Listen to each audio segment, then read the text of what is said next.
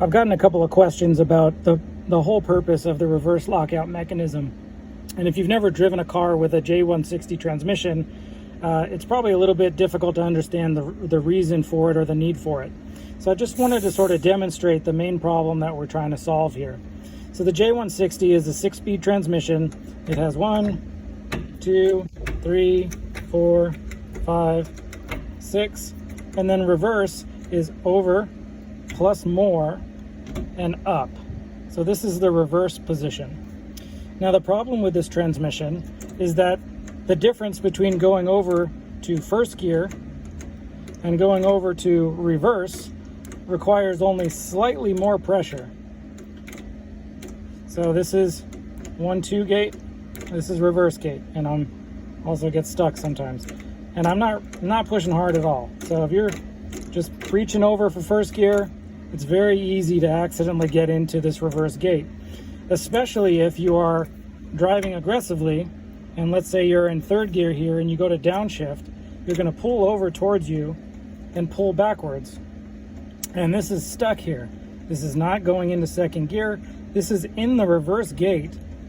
If I push forward, this will go into reverse, but you get stuck in this position. And when you're on the racetrack and let's say you're just trying to aggressively downshift to second gear, you're going to be frustrated, and it's going to turn into a situation where instead of being able to aggressively downshift to second gear like you want, you'll probably sort of hesitate or shift slowly, or just be a little bit more concerned about whether or not you're going to accidentally go over here and get stuck while you're driving. So the purpose of the reverse lockout shifter is to make it impossible to go past the 1-2 gate into the reverse gate without first pressing down on the shifter to tell it that, okay, I want to go into reverse.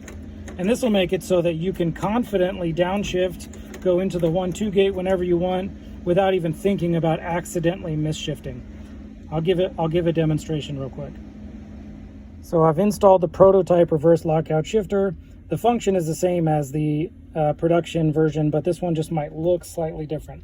So the whole purpose of it, like I mentioned, was to make it impossible to shift into the reverse gate when trying to go into the 1-2 gate. And the way that we're able to do that is by having a locking pin on the side inside of this shifter that contacts a locking plate. So this pin hits the side of this plate, and the production version will be steel. This one here is aluminum. And makes it so that you physically cannot go into the reverse gate at all, unless you press down on the shifter and that pin goes underneath that locking plate, and you can go all the way over and up to reverse. So to demonstrate, this is over, I'm hitting this pretty hard here, over and up, that's first gear, second, third, fourth, fifth, sixth, okay? Reverse is down, over, up. To bring it out of reverse, you just pull back and it pops up naturally. You don't have to do anything else, you don't even have to think about it. So this prevents